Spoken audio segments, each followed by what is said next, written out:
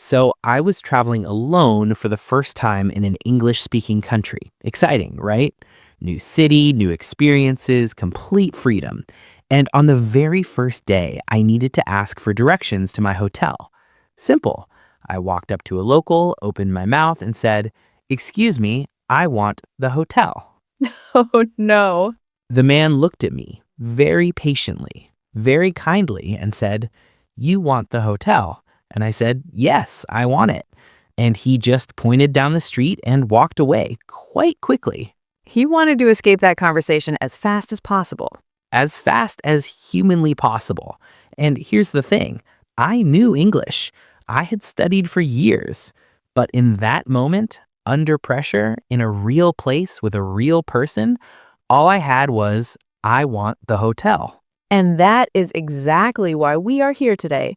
Welcome to English Boost Zone, your weekly English listening practice for B1, B2, and C1 learners.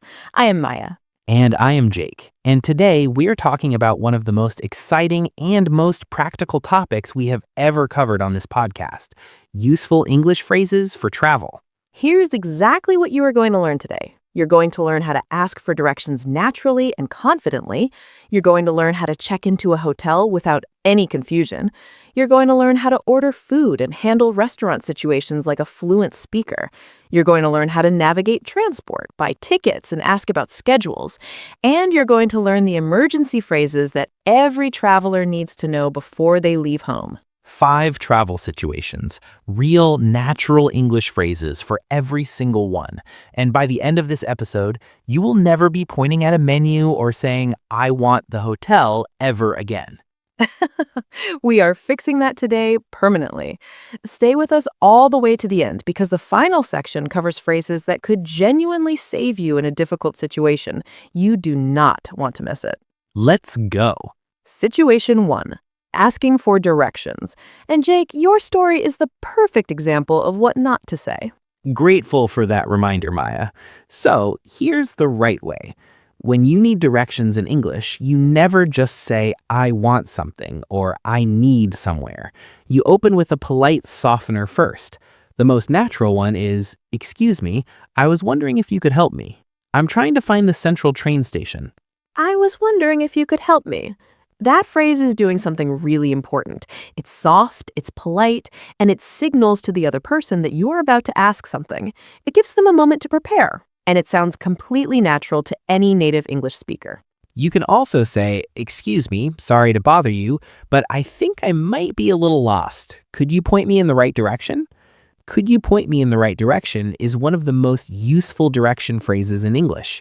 It works literally when you need a physical direction, and it also works in any situation where you need guidance.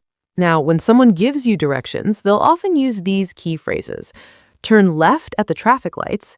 Go straight on until you reach the roundabout. It's just past the pharmacy on your right. Take the second turning on the left. And if they speak too fast, or if you're not sure you caught everything, you say, "I'm so sorry. Could you say that again a little more slowly? I want to make sure I've got the right directions." That phrase, "I want to make sure I've got it right," is polite, professional, and completely natural in any travel situation. And always confirm what you heard by repeating it back. So, I turn left at the traffic lights and then go straight on. Is that right? Repeating back the directions shows the other person you are listening carefully, and it gives them the chance to correct you if something went wrong. Situation 2, checking into your hotel, because this is where so many travelers feel nervous. You arrive after a long journey, you're tired, and suddenly you have to navigate a formal conversation in English with a receptionist who is speaking quickly. So, let's make this simple. You walk up to the front desk and you say, "Hi there, I have a reservation under the name Jake Miller." Or, "Good evening, I'm checking in. My booking should be under Miller, Miller." Spelling your name at the end, Miller, is something experienced travelers always do, because names are the most common source of confusion at hotel check-ins. Spell it clearly and you avoid 10 minutes of searching through the system. Now, the receptionist will usually ask a few standard questions. "Could I see some identification, please? How will you be paying? And would you like a wake-up call?" For identification, you say, "Of course, here's my passport." For payment, I'll be paying by card, thank you. And for the wake-up call, yes, please. Could you set that for 7:30? And if there's a problem with your room, perhaps it's too noisy or the air conditioning is not working, you say, "Excuse me, I don't want to be a bother, but there seems to be an issue with my room. The air conditioning doesn't appear to be working. Would it be possible to have it looked at?" Would it be possible is one of the elegant and most useful phrases in English travel. It's formal enough for professional situations like hotels, but natural enough for everyday conversations. Would it be possible to have a room on a higher floor?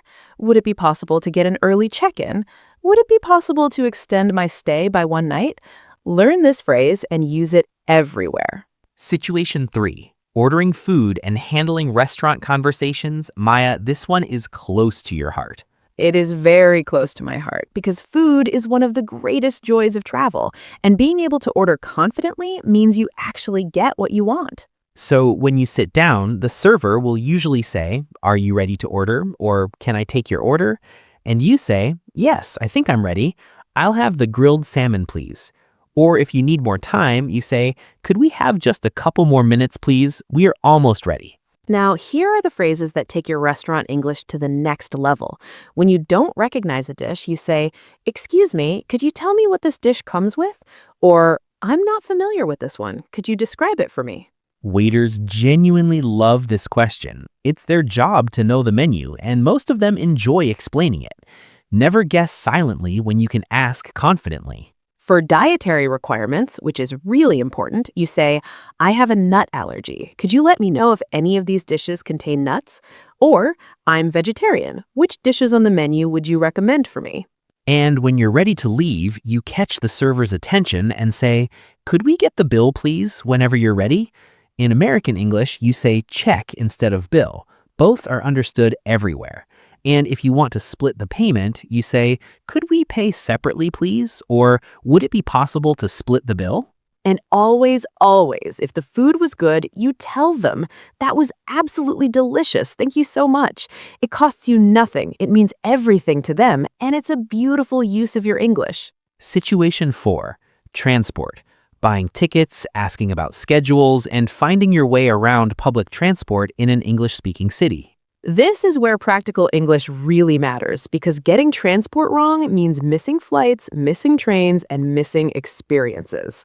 At a ticket counter, you say, "Hi there, could I get a single to Edinburgh, please?" A single is a one-way ticket. A return is a round-trip ticket. These two words are essential, single or return. Know them before you travel. And if you're not sure which ticket you need, you say, "I need to get to Edinburgh City Centre. What would you recommend?" Asking for a recommendation at a ticket counter is completely normal, and the staff are always happy to help. For buses and trains, use these phrases. "Excuse me, does this train stop at Oxford?" Or, "Excuse me, is this the right platform for the train to Bristol?"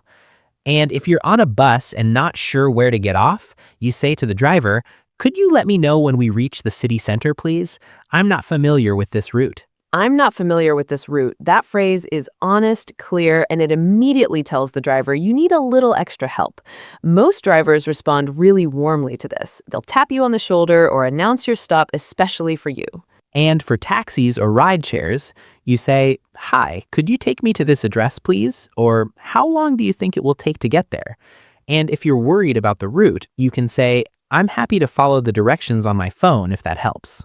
Situation 5, and this is the one Jake mentioned at the beginning, emergency phrases and difficult situations, the phrases you hope you never need but absolutely must know before you travel. These aren't dramatic phrases, they're practical ones, and knowing them gives you a level of confidence and safety that no travel guide can replace. If you lose something, you go to the nearest information point or police station and say, "Excuse me, I need some help, please. I think I have lost my wallet." Or, "I believe my bag has been stolen. I need to report it." "I believe" is a really important phrase in these situations.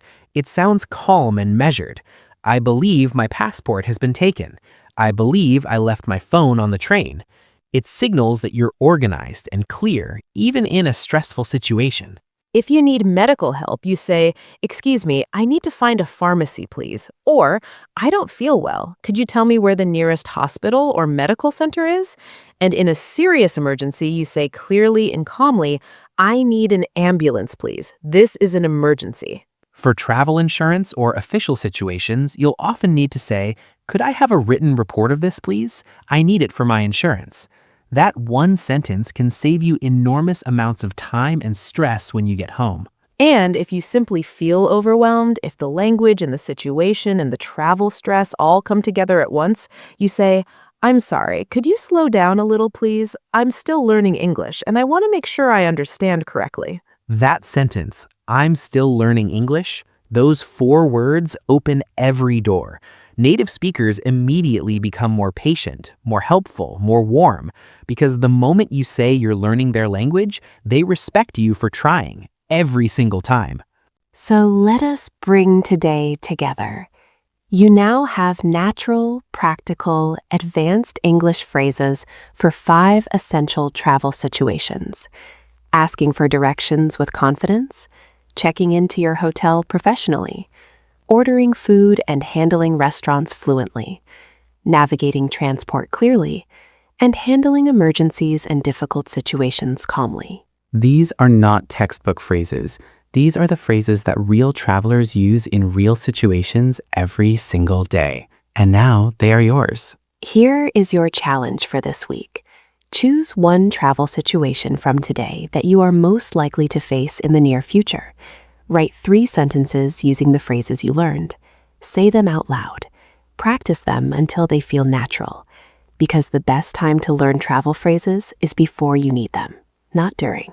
Drop your sentences in the comments below. We read every single one. And if you are planning a trip, tell us where you are going. We would genuinely love to know. If today's episode helped you, please subscribe to English Boost Zone so you never miss a new episode. We publish weekly English listening practice for B1, B2, and C1 learners every single week. Like this episode, share it with one person who is planning to travel, and leave us a comment, because your engagement helps this channel reach more learners around the world. Next week, we are covering English for job interviews, because whether you are traveling for work or building your career in English, interview English is one of the most important skills you can have. Until then, keep listening, keep practicing, and the next time you need directions, please do not say, "I want the hotel." I will never say that again, I promise. I am Jake. I am Maya, and this is English Boost Zone. See you next time.